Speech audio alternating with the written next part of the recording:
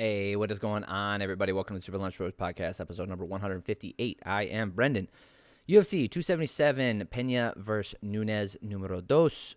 Prelims. We're going over the prelims here, okay? So if you're looking for the main event and the main card, that's in the last video. This is going to be the prelims and the early prelims. We're going to go through it. There's a lot of fights to get to, so we're not going to stop here and talk about the subscribe thing for too long. But I would appreciate if you did. If you like the UFC, Bellator, PFL, I cover all that stuff. Let's get right into the fights. Let's get going.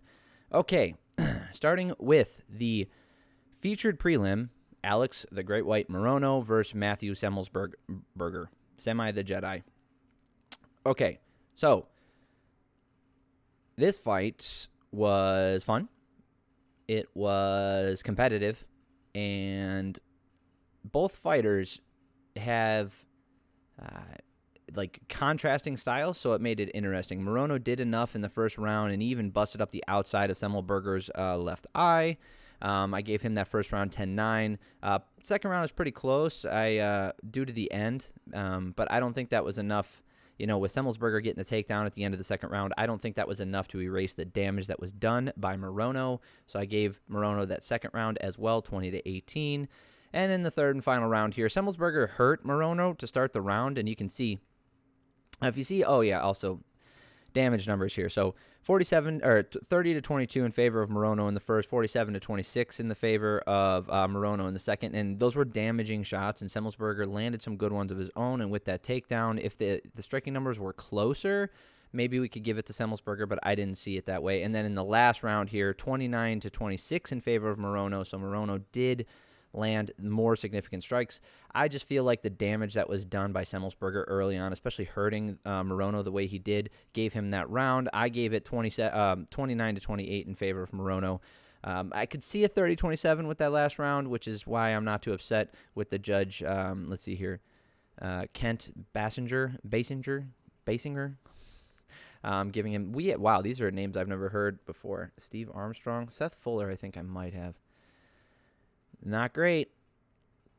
You don't want to see names that you've never seen before judging your fight. Okay. Getting to a banger of a fight, really. Drew Dober getting it done here in the third round, getting the TKO / KO victory over Rafael Alves. Good fight, too. So Alves is a very explosive fighter. Very, here's the thing, is he was talking shit a little bit, right? I would say it's respectful, but he was talking crap about how, he's not just a ground fighter, and he's going to do the stand-up, and he's a kickboxer, and this, that, he's a Muay Thai fighter, whatever. Well, in this first round here, he falls face first into a control time and then just stays there. Didn't really do a lot of damage on the ground, and Dober didn't get up. But the first round here, 11-11 as far as significant strikes go. I felt like the damage was relatively even, maybe in the favor of Alves. But yeah, he fell into a top position and he stayed there for over 2 minutes. So even though the striking was close, I still gave that first round to Alves. Second round, Alves looked exhausted, looked super tired. He was barely throwing anything for a significant portion of that. And yeah, he was dodging a lot of these shots. The final count was 37-20 in favor of Dober. So he 37 of 95. All right, so Alves was dodging a lot of those shots that Dober was throwing, but defense is its own reward. You don't get credit. You don't get points for defense, right? The points for defense come in the fact that you don't take the damage. In fact, I've stated it before, offense is offense whether it misses or it connects. So if you're throwing offense with the intent to end the fight, that's better than doing nothing. So the guy who's defending against the guy throwing offense, even though if he doesn't land a single shot, he still wins because he's actively trying to end the fight, and you are not. So that's what he was doing. And then Alves was running away the entire round. And then there was a punch, and rightfully so, it was a right hand, and it came by, and as Dober threw it, the thumb caught the eye. So it slipped a little bit and then caught the eye. There's nothing you can do about it. That's not an eye poke in the traditional sense he wasn't reaching out, right? He wasn't doing anything illegal. It's just a failure in the glove design, a failure in the system. I don't begrudge him. I mean, a foul is a foul. So you still, that's when you still give the guy the 5 minutes, but you can analyze it immediately in the replay and see, like, hey, was that intentional? Did he break any rules in throwing that punch? And he did not, so therefore there's no point taken, right? I'm always in favor of a guy getting points taken when he does an eye poke, but this is not that case, right? This is one of those few cases in which the fighter did not break a single rule, right? He didn't break a single rule in the lead up to an eye poke. It just happened, right? It's almost like, in a grappling exchange where a fighter pulls another fighter's glove or hand, and in the process pulls it across his own face, and rakes his eye. No rule was broken there, but there was an eye poke. So in this case, I don't begrudge him, and, Alves kind of got to milk it a little bit because he was exhausted. I still gave that second round to Dober, obviously because of the strike. And then at the end of the round here, he spent the whole okay. Oh, hold on. Oh, yeah. Alves got like a 90-second break and then comes out all energized, right? So after the eye poke, he comes out all energized. He's jumping up and down. He's showboating. He's running in place, like moving to the side, doing a little dancing and talking shit. It's like, get the fuck out of here with that. That's not, no. No, you just showed how exhausted you were, right? You just showed how tired you were, and now you're going to tell me, like, you got all this energy from this, like, you're doing just fine, so now you're going to showboat and act like an asshole. No, that's not something you do, especially when you're getting kind of dominated in that round, which he did. And then in this last round here, Dober was pressing him. He pressures him. He lands this beautiful left hook to the body and just sits Alves right the fuck down. His body shuts down. In fact, at the end of the second round, Dober landed a good body shot that probably hurt Alves, but he hit it well and dove in on a supposed takedown and then rolled to his back. That's how the second round ended, but my guess is Dober did hurt him to the body, and then he just re-aggravated that in that third round, getting the finish via TKO. So Drew Dober getting it done yet again. Weird fight here. So heavyweight fight, Dontel Mays versus Hamdi Abdelwahab. He is the first and only fighter from Egypt, I believe, in the UFC, which is kind of cool. It is what it is, right? It's interesting that he's the first one, and he comes from the national wrestling team, so he's a wrestler at heavyweight, which gives him a good base. In fact, the best base for MMA. And the decision win, I could. Seth Fuller gave that last round to Dontel Mays. He wasn't paying attention. So this first round. Both guys were throwing hard, but Hamdi got some nasty hooks in, and he even threw Mays around on the ground. And this guy looks strong. He's coming from, like I said, he's coming from that elite wrestling background. It's going to be interesting to see him move up through the ranks. He got the first round for sure, 10-9.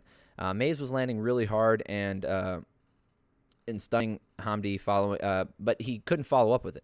Right, he couldn't get the finish. He was winning the round and dealing damage, and he did everything. But then he went for like the spinning bullshit, fell down, and then Hamdi landed on top. So Dontel Mays had Hamdi hurt really bad in that second round and just didn't capitalize. He just kept hurting him. He hurt him for a little bit, and then he kind of pulled off. I don't know if he was worried about gassing himself out or whatever, but he just couldn't get it done. Second round here, Mays was ahead on the strikes, 24-19. So this was actually a relatively close round, but he did land more damaging shots. So obviously Mays gets that round. And then here in this last round, this one makes no sense as far as giving this to Mays. Mays got dominated. He got taken down within the first 30 seconds and spent pretty much the whole round on his ass, getting grounded and pounded, getting moved around, controlled down there for 3 minutes and 51 seconds, right? So, essentially he gets up with, I think, 50 seconds left in the fight, and he starts throwing some bullshit and lands some good shots, right? He landed some good ones, but 12-18 still not in the favor, and he didn't hurt Hamdi hard enough to, like, warrant, there was no knockdown or fight-ending shot there. Regardless, Seth Fuller here saw it fit to give Mays the last round. I think that's kind of bullshit. I wrote down Hamdi better get that win, 29-28. Let's move on here. Drakkar Klose versus Rafa Garcia. His fight was, Garcia trying to grapple and, just not doing the damage that he needed to. Klose outlanded him in the first round here, 19-13. Outlanded him in the second round, 14-5, and then outlanded him again, 28-16. The second round, I'm pretty sure Rafa did enough. I don't know. Rafa might have had that first round. Either way, with the wrestling, and he did enough damage to get control. But Klose ends up winning that fight. I gave it to Klose as well. You can't in that third round. Klose was the only one doing damage. Okay, Garcia did no damage, so therefore you can't score anything for that other than control. Okay.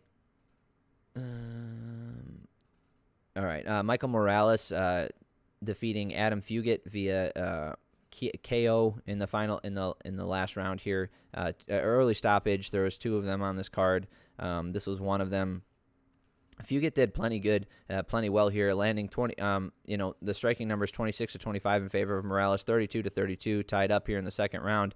Fugit did plenty of good work, and he fought really well. As much as they were talking up this Morales kid, and in the last round, Morales was landing much better and finally got the stoppage. But it was an early stoppage, even though he did the damage. Fugit got back up, and he got dropped again, and then got back up. And he was working his way for a takedown, and then out of nowhere, Herb Dean jumps in. A bit of an early stoppage there. Good win for Morales. He was talking shit. He was talking shit and acting all tough and stuff as he's exhausted in the second round. So again, some of these fighters, man, they have some of the weirdest fucking habits.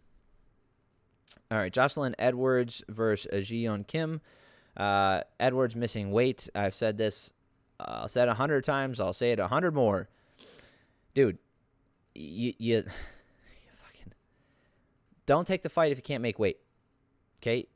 When you tell them that you can make the fight, that includes making the weight to make the weight class that you decide that you agreed upon. Okay? If you can't make the weight, then say, oh, well, we need to do it at a catch weight and I'll fight. Or we need to do it in a weight class up and I'll fight. But she missed fucking weight for bantamweight. So she stepped. I know it was short notice. I get that. She had 2 weeks. I get it. All right? I understand that it was a close. It was I get it. Whatever. I'm just saying, and I'll keep saying it. If you can't make the weight, don't take the fight. Not at those parameters. Say hey, I can fight at 135, or I can fight at 140. I can fight at 145. We can fight at a catch weight. But here's the thing. Kim probably wouldn't have taken that fight and wouldn't have accepted it if Edwards said she couldn't make the weight. But she doesn't make the weight. She gets the win. Nobody fucking is ever going to remember this shit. All they're going to see is the win on Edwards' record. I've stated that before. It's sanctioned cheating. It sucks. It's stupid. Especially in this case because Kim is not a natural bantamweight. She's a flyweight who came up to bantamweight. And Edwards missed weight at bantamweight, and she's fought at featherweight before. Kim essentially has a 2-weight division disadvantage here. Stupid. And it was still relatively close. Edwards is highly touted because of certain things that she does when she's striking. I've seen her against varied opponents, and nothing about her fighting style screams to me future champion. Nothing about her screams to me future champion. There's nothing about her fighting style or how she carries herself when none of that stuff.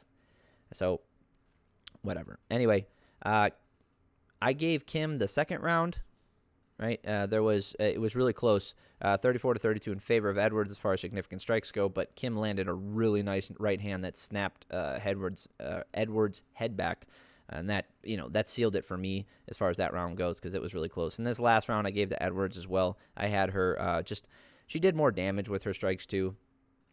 Apparently, Steve Armstrong disagrees with me, and Seth Fuller also disagrees with me, giving Edwards that second round. Fucking weird. I mean, maybe you could give it to her for that, for landing more shots, but I just didn't. Okay, let's go to an actual good fight here. All right, Nikolai Negumereanu versus Ihor Potieria.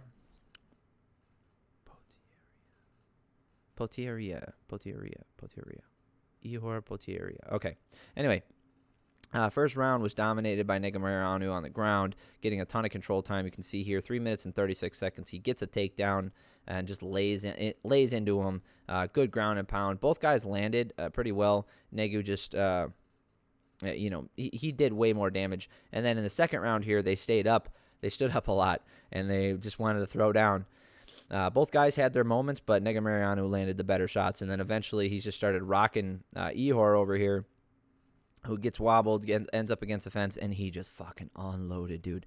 Unloaded. Nikolai he was just landing over and over, and then thankfully the referee stepped in here to call it. This is one of those ones where Kerry Hatley could have stepped in maybe a little bit earlier, but I'm glad he didn't, because we got a really good definitive end to this. All right, this fight was Blood Diamond is, what's that, his second loss in here?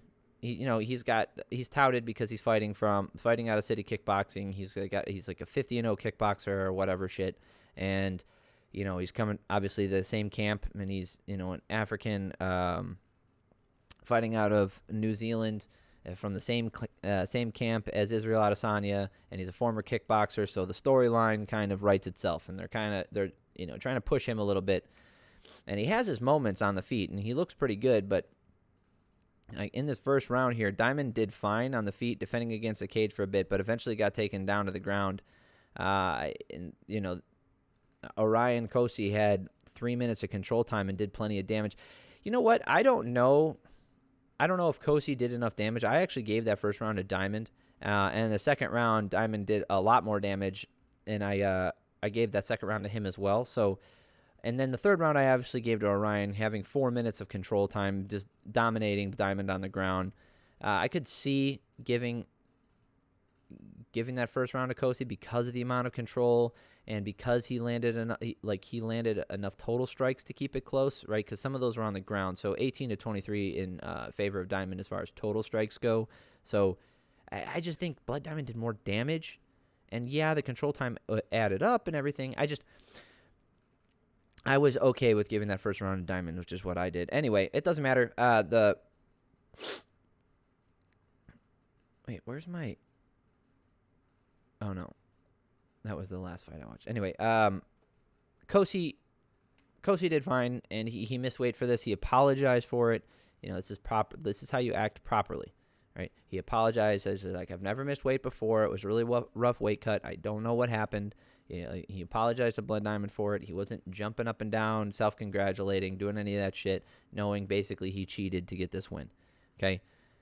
I'm not a fan of it. I've never been a fan of it. I'm never going to be a fan of guys missing weight and then being allowed to fight, and the only penalty is money. Because, yeah, you're punishing them by taking away some of their pay, and you make it so that they're not eligible for a bonus. So if the fight gets a bonus, the other guy gets both of them. But that doesn't help in the long run, right? It helps you immediately, and if you're good with your money, I guess you could say, hey, that helps you in the long run because, you can invest it in whatever. But in your career, a loss is a loss. That's how the UFC treats it. That's how media treats it, and that's how it looks on Wikipedia because that's all anybody ever cares about. The punishment has to be fight affecting. It has to affect the fight. It can't just affect the money. Because it's not enough of a deterrent, otherwise people wouldn't be fucking doing it. Right? They just wouldn't take the fight. And I'm not even worried about a deterrent. I want to make it fair. So start them off in a deficit. Take a point away. Immediately. They got to cheat by not making weight. So now give the other person an advantage. Make it even. Now, I don't know if 1 point is enough or if it's too much. But there needs to be some sort of in-fight effect because that's what he gets. He gets to be larger. He gets to have less diminished cardio, less diminished chin, whatever it is for not cutting weight. And I don't want to hear the argument like, well, some people don't cut weight at all and make their weight class. Yes, and the price they pay for that is being undersized compared to their competitors. Okay? So, you don't get to have it all. You can't cut weight and be in your best shape and best condition ever. It's impossible. You can't do it. And vice versa. You can't be in your best condition ever and be the largest guy in the division. It's not possible because because the guys who are cutting weight down are going to be bigger than you on the fight day.